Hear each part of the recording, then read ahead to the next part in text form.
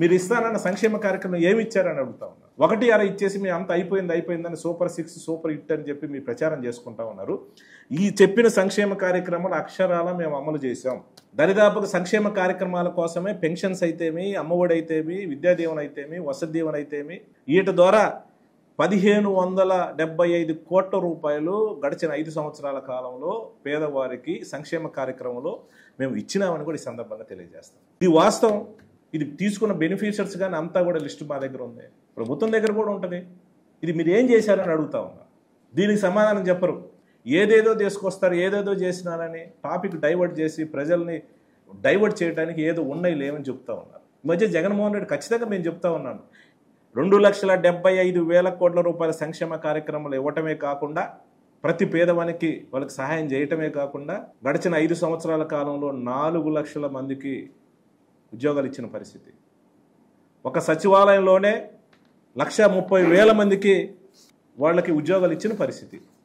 1,30,000 మందికి మేము ఉద్యోగాలు ఇచ్చాం. కానీ అవే కాదు, ఉద్యోగాలు ఇవ్వటమే కాకుండా గ్రామాల్లో చూస్తే ఈరోజు ఇప్పటికైతే సచివాలయం బిల్డింగ్లు 65 కట్టాం, రైతు భరోసా కేంద్రాలు 38, హెల్త్ సెంటర్లు 27, నాడు నేడు కింద స్కూల్స్కి డెవలప్మెంట్ 250 స్కూల్స్ డెవలప్ చేశాం, ప్రాథమిక ఆరోగ్య కేంద్రాలు 10, కమ్యూనిటీ సెంటర్స్ 2, కమ్యూనిటీ హాల్స్ 78, కొత్త సబ్స్టేషన్లు 12. దరిదాపుగా సంక్షేమ కార్యక్రమాలే కాకుండా ఈట కోసం 1,115 కోట్ల రూపాయలు డబ్బులు నేను తీసుకొచ్చినాను కూడా ఈ సందర్భం తెలియజేస్తా ఉన్నాను. అంతెందుకు, గతంలో మా పార్టీలో ఎంపీగా పనిచేసిన కృష్ణదేవరాయలు గారు ఈ మధ్య కాలంలో కూడా మార్చెల్ల నియోజకవర్గంలో 2,500 కోట్ల రూపాయలతోటి రోడ్లకి విషయంలో మేము డెవలప్ చేసినాము గడిచిన 5-6 సంవత్సరాలని కూడా ఈ మధ్య ఈ కార్యక్రమం మార్కెటింగ్ జరిగిన కార్యక్రమంలో డయాస్ మీద కూడా నేను విన్న పరిస్థితి. ఇంకా నీకు వివరాలు కావాలంటే పక్కనే ఉన్న మీ ఎంపీని అడిగితే చెబుతారు, ఇప్పుడు మీతోటే ఉన్నారు. ఇవన్నీ కూడా దాచిపెట్టి ఎంతసేపు ఉన్నా కూడా వాళ్ళ మీద కేసు పెడదాం, వీళ్ళ మీద కేసు పెడదాం, ఏమైనా ఉంటే ఒక సైకో ఆనందం పొందుతూ మీడియా ముందు ఆయన అది చేస్తాం, ఈయన్ని ఇది చేస్తాం, చాలా ఉంది చేసుకోవటానికి. ఇక్కడికి ఎవరు భయపడేదేం లేదు. ఈరోజు మా మీద 10 కేసులు పెడితే దానికి 10 ఖచ్చితంగా రాబోయే రోజులు అనుభవిస్తారు. ఏదైతే ఉత్త కేసులు పెట్టారో, తప్పుడు కేసులు పెట్టారో, ప్రతి గ్రామంలో పెట్టే తప్పుడు కేసు మీద రిజిస్టర్ చేసిన ఆఫీసర్ దగ్గర నుంచి అతనికి రికమెండ్ చేసిన పై అధికారి దగ్గర నుంచి అందరూ కూడా బాధ్యత వహిస్తారు. ఎవరిని కూడా వదిలిపెట్టే ప్రశ్న లేదు. ఇప్పటికైనా నేను పోలీస్ అధికారులను కోరుతా ఉన్నాను, మీరు న్యాయంగా చేయండి. తను తప్పు చేస్తే చేయండి తప్పితే వాళ్ళ మాటలని మీరు దోషులుగా నిలబడొద్దు. రేపు చట్టం ముందు మేము నిలబెట్టినప్పుడు మీరు ఎవరు కూడా రక్షించే పరిస్థితి ఖచ్చితంగా ఉండదు. ఇంకొకటి లేస్తే ఏం చెప్తాడు, వరకపుడిచల ప్రాజెక్టు గురించి మాట్లాడుతాం. దాంట్లో నిర్దిష్టంగా ఖచ్చితంగా మేము ఉన్నాం వరకపుడిచల ప్రాజెక్టు గురించి. ఎప్పటి నుంచో కూడా మన ప్రాంతంలో వరకపుడిచల గురించి అవసరం. నేను ఖచ్చితంగా చెప్పాను ఆ రోజు. నేనేం చెప్పాను, వరకపుడిచల ప్రాజెక్టు తీసుకొస్తానని పదే పబ్లిక్ మీటింగ్లో చెప్పిన మాట వాస్తవం. దానికి నేను కట్టుబడి ఉన్నాను. ఈ రోజు కూడా కట్టుబడి ఉన్నా నేను. ఎందుకంటే మొట్టమొదటిసారి 5/3/1996 చంద్రబాబు నాయుడు శంకుస్థాపన చేశాడు ఈ వరకపుడిచల ప్రాజెక్టు కోసం. ఆ తర్వాత ఆయన ముఖ్యమంత్రి అయ్యాడు, దాన్ని ఊసేలేదు. ఆ తర్వాత 3/3/2017 అసెంబ్లీలో నేను మాట్లాడాను, ఈ ప్రాజెక్టు చాలా అవసరం, ఈ ప్రాజెక్టు ఇవ్వండి సార్, మీరే శంకుస్థాపన చేసి మీరు పబ్లిక్లో ప్రామిస్ చేశారు, మా ప్రాంతం రైతులకు అవసరం, దయచేసి మీరు ఇవ్వండి సార్ ఇది అని నేను ప్రాశగా కూడా నేను అడిగా. ప్రజల తరపున, రైతుల తరపున నేను అడిగా. ఇది సాధ్యం కాదు, ఈ ప్రాజెక్ట్ ఇవ్వలేము.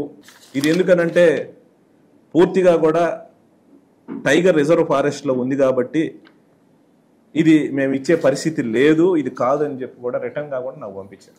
అంటే ఏ విధంగా కూడా మన ప్రాంత ప్రజలకి ప్రేమ ఉందో ఈ కూటమి ప్రభుత్వం చంద్రబాబు నాయుడుకి అర్థమవుతాం. అసెంబ్లీ సాక్షి చెప్పారు.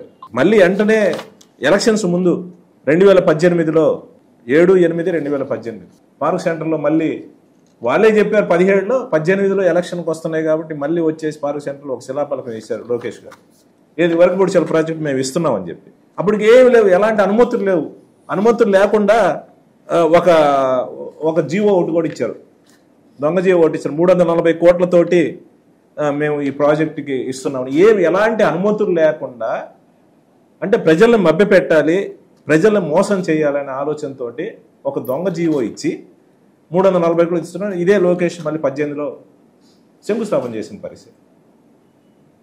కానీ ఆ తర్వాత అప్పటికే 2016లో జగన్మోహన్ రెడ్డి గారు కరువు ధర్నా కార్యక్రమం భాగంగా మాచర్లు వచ్చినప్పుడు నేను మళ్ళీ కూడా జగన్మోహన్ రెడ్డి గారు చెప్పడం జరిగింది, అన్న మాకు ఈ ప్రాంతంలో అవసరం, ఖచ్చితంగా ఏదైనా మీరు చేయాల్సిందే అని అంటే పబ్లిక్ మీటింగ్లో ఖచ్చితంగా మనం అధికారంలోకి వస్తున్నాం, వరకపుడిసెల ప్రాజెక్టు ఖచ్చితంగా మనం ఇస్తున్నాం, అన్ని అనుమతులతోటి మనం ఇస్తామన్నాం, ఇదే విషయం ప్రజలకు చెప్పండి, రైతులకు చెప్పండి, రైతులు ధైర్యంగా నిబ్బరంగా ఉండమని చెప్పి జగన్మోహన్ రెడ్డి చెప్పిన మేర జగన్మోహన్ రెడ్డి ఆదేశాల మేరకే నేను ప్రజల దగ్గర పోయి ఖచ్చితంగా ఇస్తున్నామని కూడా చెప్పడం జరిగింది. కానీ ఆ తర్వాత 2019 అధికారంలోకి వచ్చిన తర్వాత దాని మీద చాలా ఎక్సర్సైజ్ చేశాం. ఎందుకంటే కొంచెం లేటు కావడానికి దురదృష్టం ఏంటంటే 1-2.5 సంవత్సరాలు కరోనా వచ్చింది.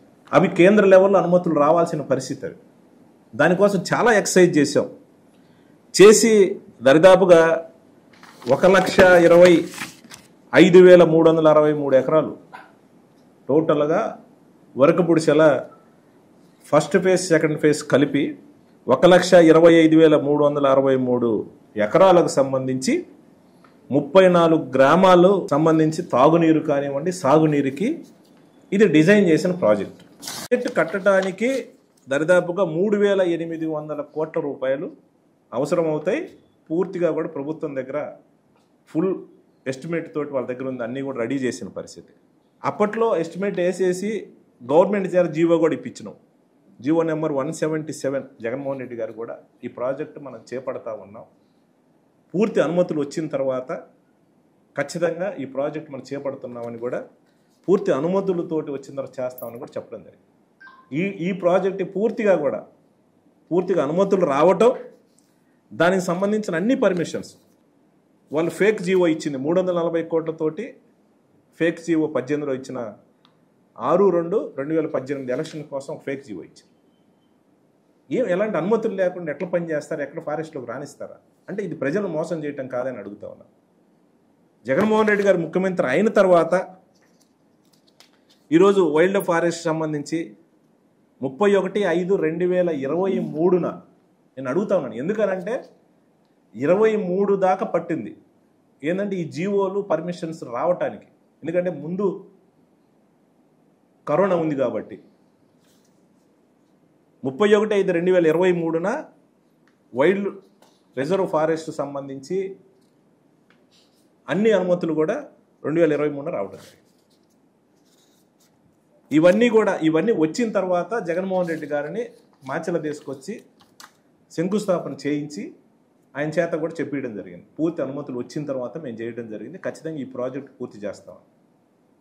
రైట్, అది రొటీన్ ప్రాజెక్ట్, అన్ని అనుమతులు వచ్చినాయి. ఏదైతే మీ నోటి గుండా ఇది సాధ్యం కాదు, ఈ ప్రాజెక్ట్ కట్టలేమని అసెంబ్లీ సాక్షిగా ఇదే చంద్రబాబు నాయుడు ముఖ్యమంత్రిగా ఉండి చెప్పిన ప్రాజెక్టుని జగన్మోహన్ రెడ్డి గారు కేంద్ర ప్రభుత్వంతో మాట్లాడి నాటి ప్రధానమంత్రిని ఒప్పించి tiger reserve forest wild life ఫారెస్ట్లో వాళ్ళతో అధికారులు పిలిచి చర్చించేసి ఎంతో ప్రయాసపడి అనుమతులన్నీ కూడా తీసుకొచ్చాం.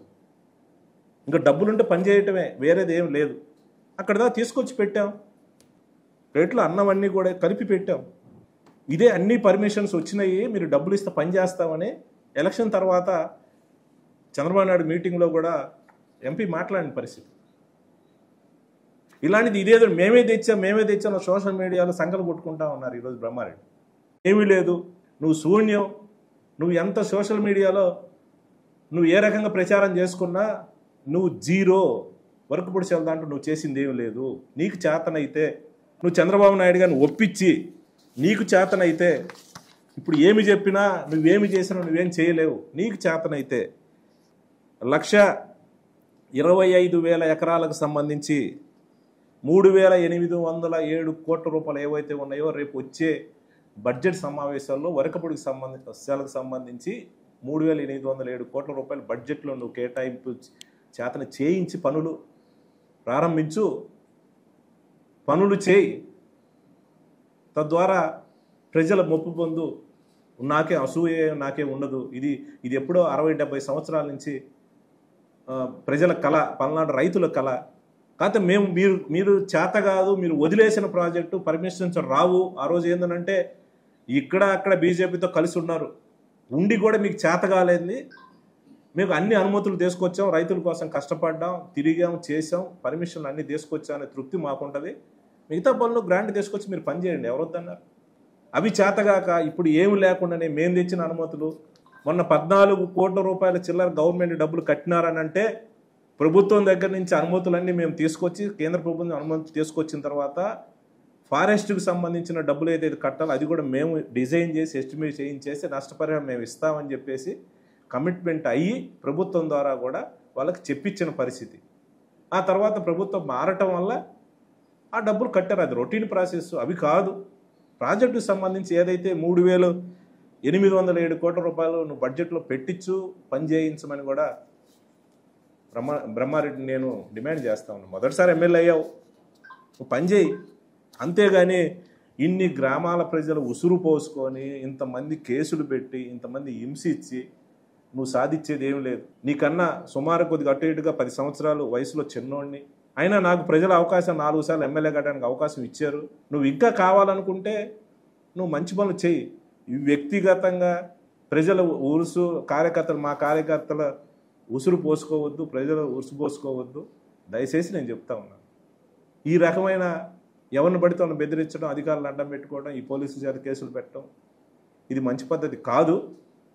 మా మీద ఇంకా అంటే నేను ఇంకా ఎక్కడ ప్రజల దగ్గరికి వస్తాను తిరగకుండా, నేను ఒక వారం ప్రజల దగ్గరికి వెళ్ళి ఏదన్నా పరామర్శ పేరుతోటి వాళ్ళని ఏదన్నా కుటుంబ ధైర్యం పోతే నాకు ఇంకొక కేసు. మొన్న జరిగిన ఎక్కడా కూడా నియోజకవర్గంలో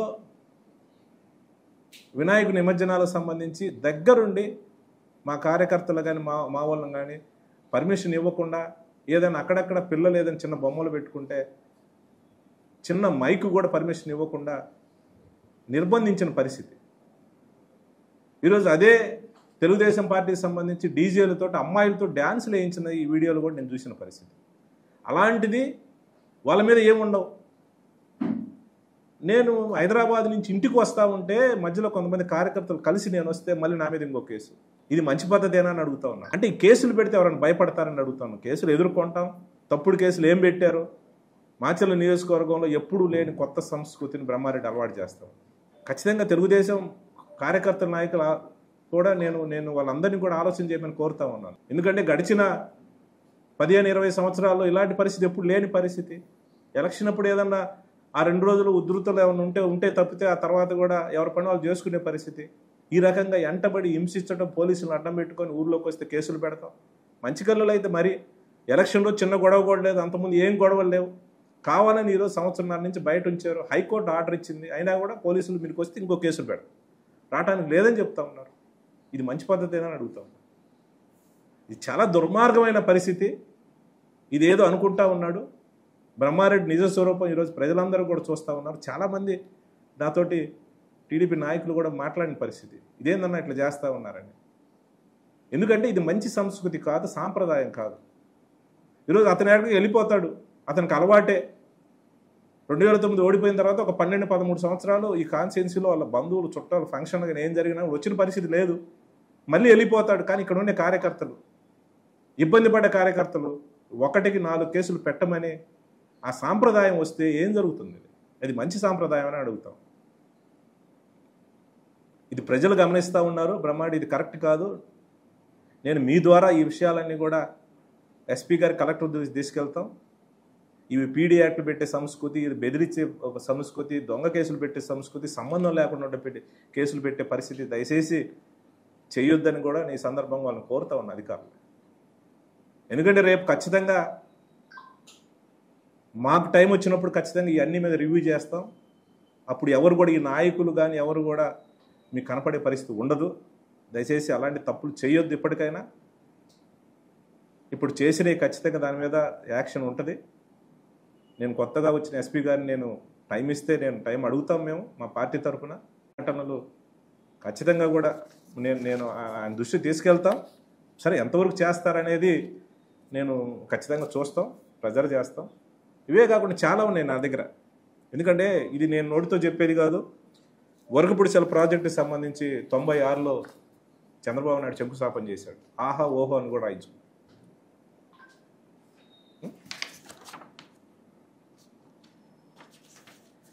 అప్పుడు ఈనాడు పేపర్లో పెద్ద విశ్లేషణ ఏదో జరిగిపోతూ ఉంది 96లో శంకుస్థాపన తర్వాత.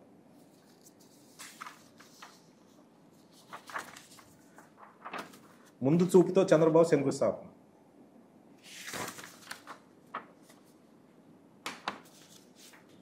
పల్నాడు రైతాంగంపై చంద్రబాబు ఆగ్రహం.